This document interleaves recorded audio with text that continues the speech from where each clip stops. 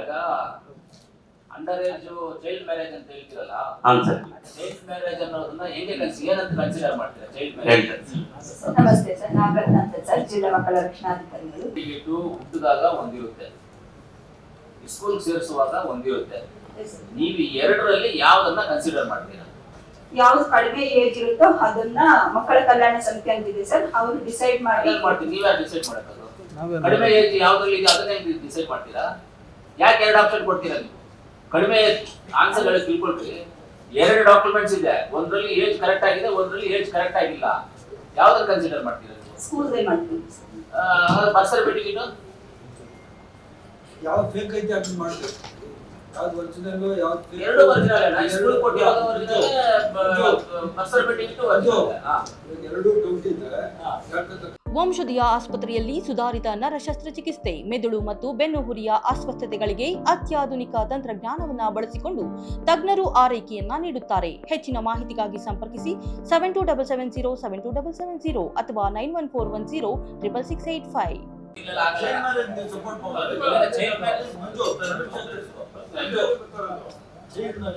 ನಾವ್ಯಾರು ಸಪೋರ್ಟ್ ಮಾಡ್ತಾ ಇಲ್ಲ. ಅದಕ್ಕೊಂದು ಕೆಲಸ ಮಾಡಮ್ಮ, ಇನ್ಮೇಲೆ ಎಂತ ಸರ್ಟಿಫಿಕೇಟ್ ಆದ್ರೂ ಇರ್ಲಿ, ಕರ್ಕೊಂಡು ಸರ್ಟಿಫೈ ಮಾಡಿ. ಇಲ್ಲ, ಕಾನೂನು ಬೇರೆ ತರ ಇದೆ, ಅವ್ರಿಗೆ ಮಾಡಂಗಿಲ್ಲ.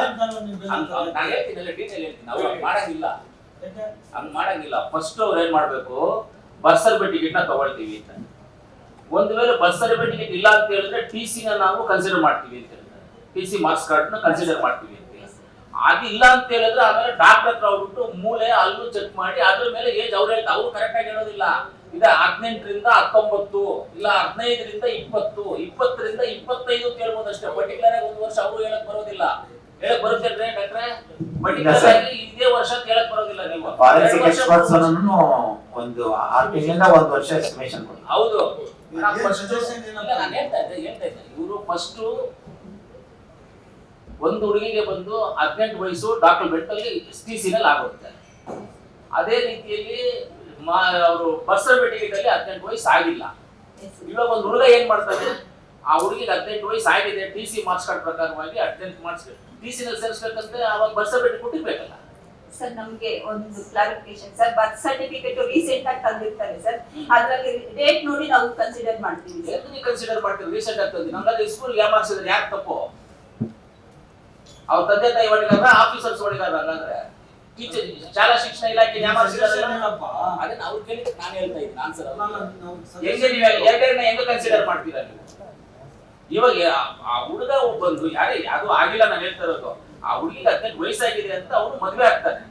ಇವರು ಬರ್ತ್ ಸರ್ಟಿಫಿಕೇಟ್ ತಗೊಂಡ್ಬಂದಿಟ್ಬಿಟ್ಟು ನಾವ್ ಇದನ್ನ ಕನ್ಸಿಡರ್ ಮಾಡ್ತೀವಿ ಅಂತ ಹೇಳಿದ್ರೆ ಯಾರು ತಪ್ಪು? ಯಾಕೆ ಆ ಹುಡುಗ ಬಲಿ ಆಗ್ಬೇಕು? ಅದಕ್ಕೆ ಡಾಕ್ಯುಮೆಂಟ್ಸ್ ತಾನೇ ಅವನು ನೋಡಿ ಮದುವೆ ಆದ. ಅವನು ಯಾಕೆ ಬಲಿ ಮಾಡ್ತೀರಾ ಅಂತ ಹುಡುಗನಲ್ಲ ನೀವು? ಇವ್ರಿಗೆ ಏನಂತ ಸಿಕ್ಕಿದ ತಕ್ಷಣ ಹಾಕ್ಬಿಡೋದು, ಕೇಸ್ ಹಾಕ್ಬಿಟ್ಟು ಕಳಿಸ್ತಾ ಇರೋದು, ಜೈಲಿಗೆ ಕಳಿಸ್ತಾ ಇರೋದು. ಈ ಡಾಕ್ಯುಮೆಂಟ್ ಇದ್ದಾಗ ಕನ್ಸಿಡರ್, ಅದು ಕನ್ಸಿಡರ್ ಇಲ್ಲ ಅಂತ ಹೇಳ್ತಾರೆ. ಸರ್ಕಾರನ ಯಾಮಾರಿಸೋದಕ್ಕೆ ಎರಡೆರಡು ಆಪ್ಷನ್ ಕೊಟ್ಟಿರೋದಕ್ಕೆ ಅದಕ್ಕೆ ಹೊಣೆಗಾರರು ನೀವೇ ಅಧಿಕಾರಿಗೆ ಹೊಣೆಗಾರರು. ಎರಡೇ ಆಪ್ಷನ್ ಇರೋದು, ಒಂದು ಬರ್ತ್ ಸರ್ಟಿಫಿಕೇಟ್, ಒಂದು TC. ಅದು ಬಿಟ್ರೆ ಡಾಕ್ಟರ್ ಕರೆಕ್ಟ್ ಆಗಿ ಕೊಡಕ್ ಆಗೋದು, ಅಲ್ಲಿ ಚೆಕ್ ಮಾಡ್ಬೇಕು, ಮೂಲೆ ಚೆಕ್ ಮಾಡ್ಬೇಕು, ಕರೆಕ್ಟ್ ಆಗಿ ಕೊಡಕ್ ಆಗೋಲ್ಲ. ಅದನ್ನು ನೀವ್ ಯಾವ್ದನ್ನ ಒಂದು ಡಾಕ್ಯುಮೆಂಟ್ ಕನ್ಸಿಡರ್ ಮಾಡಿ, ಇಲ್ಲ TC ಕನ್ಸಿಡರ್ ಮಾಡಿ, ಇಲ್ಲ ಬರ್ತ್ ಸರ್ಟಿಫಿಕೇಟ್ ಕನ್ಸಿಡರ್ ಮಾಡಿ. ಎರಡರ ಒಂದು ಅನ್ಯಾಯ ಆಗ್ತಾ ಇದೆ. ನೆಕ್ಸ್ಟ್ ಏನಾದ್ರು ಹಿಂಗಾದ್ರೆ ನಾವು ಬಿಡೋದಿಲ್ಲ, ಸುಮ್ಮನೆ ಕೇಳಿಸ್ಕೊಳ್ಳಿ. ಈಗ ಅವರಿರೋ ಸಜೆಷನ್ ತಗೊಳ್ಳಿ, ಆದ್ರೆ ಚೈಲ್ಡ್ ಮ್ಯಾರೇಜ್ ಬಿಡ್ಬೇಡಿ. ಚೈಲ್ಡ್ ಮ್ಯಾರೇಜ್ ಆಗೋದಕ್ಕೆ ನಾವ್ ಯಾರು ಸಪೋರ್ಟ್ ನೋಡಪ್ಪ, ಯಾರಾದ್ರೂ ಹೇಳಿ ಚೈಲ್ಡ್ ಮ್ಯಾರೇಜು ಮಾನವೀಯ, ಅದನ್ನ ಮಾಡೋದು ಬಿಡಿ ಅಂತ ಹೇಳಿರೋದು ನಾವು. ಬಿಡಬೇಡಿ. ಅದೇ ತರ ಯಾರು ನಿಜವಾಗಿ ವಯಸ್ಸಾದ್ರೂ ಅವ್ರ ಮೇಲೆ ಕೇರ್ ಮಾಡಿ ಮತ್ತೆ ಜೈಲಿಗೆ ಕಳ್ಸೋದು ಅದೆಲ್ಲ ಇದೆಯಲ್ಲ, ಅದು ಮಾಡ್ತಾರೆ. ಸಿಕ್ಕಿದ ತಕ್ಷಣ ವೆರಿಫೈ ಮಾಡಿ ಒಂದು ವಾರ ಲೇಟ್ ಆಗ್ತದೆ,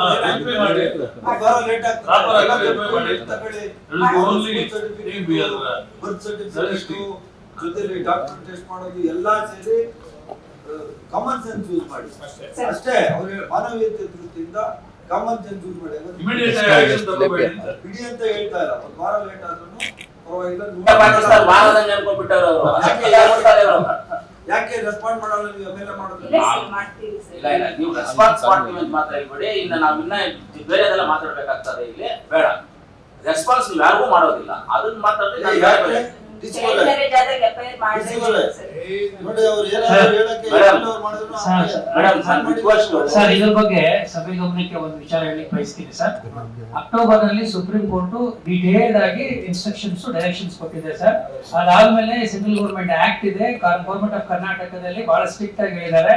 ಮಾನ್ಯ ಮುಖ್ಯಮಂತ್ರಿಗಳು ಹೇಳಿದ್ದಾರೆ ಒಂದು ಬಾಲ್ಯ ವಿವಾಹ ಕೂಡ ಆಗಬಾರ್ದು, ಅದು ನೆಕ್ಸ್ಟ್ ಬಾಲ ಗರ್ಭಿಣಿಯರ ಸಮಸ್ಯೆಗೆ ಸೃಷ್ಟಿ ಆಗ್ತದೆ.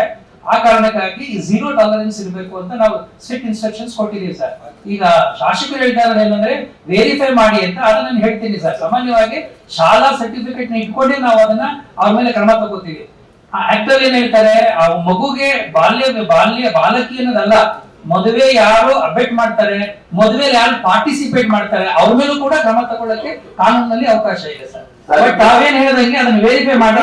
ಡಿಸಿವರೇ ಈಗ ನೀವು ನೋಡಿ ಇನ್ನೂ ನೀವು ಯಾರು ಅರ್ಥ ಮಾಡ್ಕೊಂಡಿಲ್ಲ ನಾನು ಹೇಳಿದ್ದನ್ನ. ನಿಮಿಷ ಇರು. ಈಗ ಕಾನೂನು ದುರ್ಬಳಕೆ ಆಗ್ತಾ ಇದೆ ಅಂತ MLA ಅವ್ರು ಹೇಳ್ತಾ ಇರೋದು. ಸರ್ಟಿಫೈ ಮಾಡಿದಿರಾ ಸುಮ್ಮನೆ ಅವ್ರು ಯಾರೋ ಒಬ್ಬ ಮೂರನೇ ವ್ಯಕ್ತಿ ಫೋನ್ ಮಾಡಿದ ತಕ್ಷಣ ಇವ್ರು ಕರ್ಕೊಂಡೋಗಿ ಅರೆಸ್ಟ್ ಮಾಡಿ ಒಳಗಡೆ ಅದನ್ನ ವೆರಿಫೈ ಮಾಡಿ SLC ಇದು ಸ್ಕೂಲ್ ಸರ್ಟಿಫಿಕೇಟ್ ಆಧಾರದ ಮೇಲೆ ಮಾಡಿಸ್ತೀವಿ. Yes, sir. ಅರ್ಧ ಗಂಟೆಗೆ ಒಂದು ಜೈಲ್ ಕಳಿಸ್ಬೇಕು ಅಂತ ಎಲ್ಲಿದೆ ಕಾನೂನು? ಮತ್ತೆ ನ್ಯಾಯ ಇಲ್ವಾ? ತೀರ್ಮಾನ ಮಾಡ್ಬೇಕಲ್ಲ, ಅದು ಅವ್ರಿಗೆ ಡಿಸ್ಕ್ರಿಪ್ಷನ್ ಇರ್ತದೆ. ಅದನ್ನ ಅವ್ರು ಸರಿಯಾಗಿ ಫಾಲೋ ಮಾಡ್ತಾ ಇಲ್ಲ. MLA ಏನಾದ್ರು ಕೇಳಿದ್ರೆ ಟ್ರೈ ಮಾಡಿದ್ರು ಅವ್ರು ಮಾಡ್ತಾ ಇಲ್ಲ, ಅದು ತಪ್ಪು. ಅದನ್ನ ನೀವು ರೆಸ್ಪಾಂಡ್ ಮಾಡಿ. ಮಾಡ್ತೀವಿ. ಇಲ್ಲ ಮಾಡ್ಬೇಕು ನೀವು. ಸರ್ ಮೇಡಮ್ ಮಾಡ್ಬೇಕು. ನಾನು ಹೇಳಿದ್ದು ಇಷ್ಟೇ, ಚೈಲ್ಡ್ ಮ್ಯಾರೇಜ್ ವಿಚಾರದಲ್ಲಿ ನಾವೆಲ್ಲರೂ ಅದಕ್ಕೆ ವಿರೋಧ. ಚೈಲ್ಡ್ ಮ್ಯಾರೇಜ್ ಆಗಬಾರ್ದು. ಚೈಲ್ಡ್ ಮ್ಯಾರೇಜ್ ಆಗಬಾರ್ದು. ಕೆಲವೊಂದು ಇಶ್ಯೂಸ್ ಏನಾಗ್ತಾ ಇದೆ, ಬರ್ತ್ ಸರ್ಟಿಫಿಕೇಟ್ ಅಲ್ಲಿ 1 ವರ್ಷ ಕಮ್ಮಿ ಇರುತ್ತೆ, ಈ ಸ್ಕೂಲಿಗೆ ಸೇರಿಸುವಾಗ 1 ವರ್ಷ ಜಾಸ್ತಿ ಇರುತ್ತೆ. ಯಾರೋ ಒಂದು ಹುಡುಗ ಮದುವೆ ಆಗ್ಬೇಕಂದ್ರೆ ಈ ಸ್ಕೂಲ್ ಸರ್ಟಿಫಿಕೇಟ್ ನೋಡಿರ್ತಾರೆ, ಬರ್ತ್ ಸರ್ಟಿಫಿಕೇಟ್ ನೋಡಿರೋದಿಲ್ಲ. ಅದನ್ನ ನೋಡಿ ಅದನ್ನ ಮದುವೆ ಆಗ್ಬಿಡ್ತಾರೆ. ಆಮೇಲೆ ಬರ್ತ್ ಸರ್ಟಿಫಿಕೇಟ್ ತಗೊಂಡ್ ಬಂದ್ರೆ ನೀವು ಏಜ್ ಕಮ್ಮಿ ಇದೆ ಅಂತ ಕೇಸ್ ಹಾಕಿದ್ರೆ ಯಾರ್ದು ತಪ್ಪು ಅಂತ ಒಂದು ಕ್ವಶನ್ ಅಷ್ಟೇ, ಬೇರೆ ಏನಿಲ್ಲ. ಹುಡುಗಂದು ತಪ್ಪ, ಹುಡುಗಿ ತಪ್ಪ, ತಂದೆ ತಾಯಿ ತಪ್ಪ, ಇಲ್ಲ ಗೌರ್ಮೆಂಟ್ ಅನ್ನ ತಂದೆ ತಾಯಿ ಯಾಮಾರಿಸಿದ್ರೆ 2 ಆಪ್ಷನ್ ಕೊಟ್ಟಿದ್ದು ನಿಮ್ದು ತಪ್ಪ, ಸರ್ಕಾರ ತಪ್ಪ, ಇಷ್ಟೇ, ಬೇರೆ ಏನಿಲ್ಲ. ನೆಕ್ಸ್ಟ್ ಹೋಗ್ರಿ. Come to the next point. Panchayat Raj.